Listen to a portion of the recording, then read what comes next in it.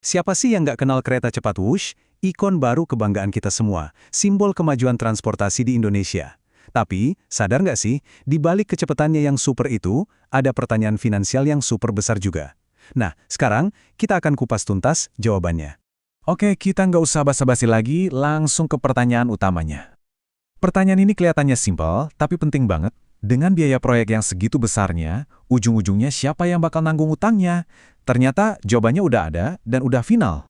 Dan ini dia jawabannya, langsung dari sumbernya. Menteri Sekretaris Negara Pak Prasetyo Hadi sudah kasih konfirmasi, utang kereta cepat Wush bakal dibayar pakai dana APBN.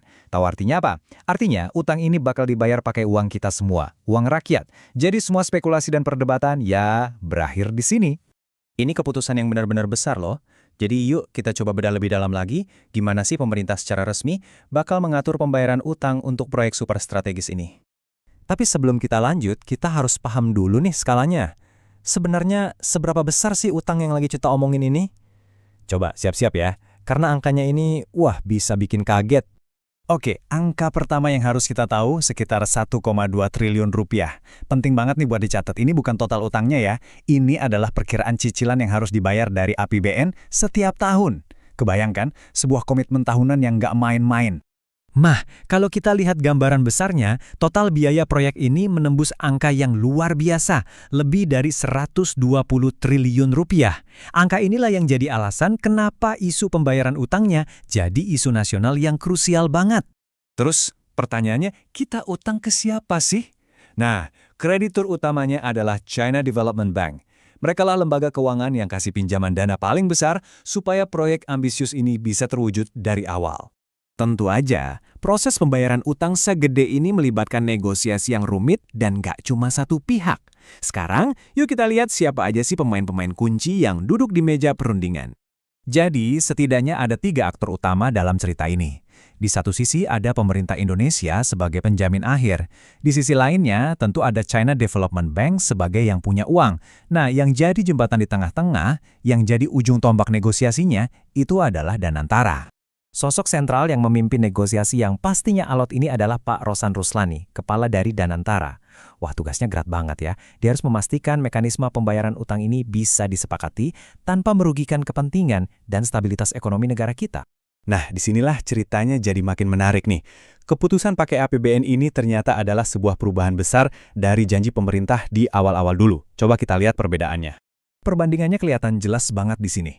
Di sebelah kiri, janji awalnya adalah utang proyek ini nggak akan membebani kas negara sama sekali. Murni urusan bisnis antar BUMN katanya. Tapi lihat di sebelah kanan, realitasnya hari ini. Utang Wush sudah resmi jadi kewajiban negara yang dibayar pakai APBN. Perlu kita ingat lagi loh. Dulu itu pemerintah sering banget bilang kalau mereka lagi cari cara lain. Putar otak gimana caranya supaya pembayaran utang ini nggak perlu nyentuh uang negara. Tapi ya, keputusan terbaru ini menunjukkan kalau pada akhirnya cara lain itu nggak ketemu atau nggak bisa dijalankan.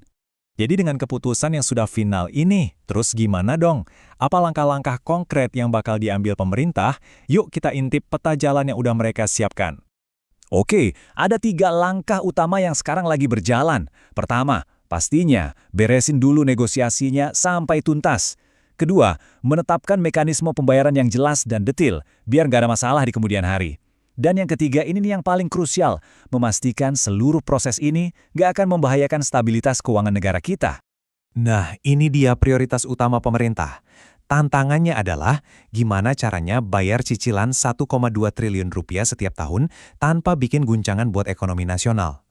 Jadi, ini bukan sekedar soal bayar utang, tapi juga soal menjaga kesehatan dompet negara kita. Pada akhirnya, semua ini membawa kita ke satu pertanyaan besar buat masa depan kita semua. Kalau APBN harus ngeluarin uang segitu banyak setiap tahun buat Wush, gimana nasib proyek-proyek strategis lainnya? Pembangunan jalan, sekolah, jembatan, rumah sakit, apa mereka bakal kena imbasnya? Nah, ini adalah pertanyaan yang dampaknya bakal kita rasakan bersama di tahun-tahun mendatang.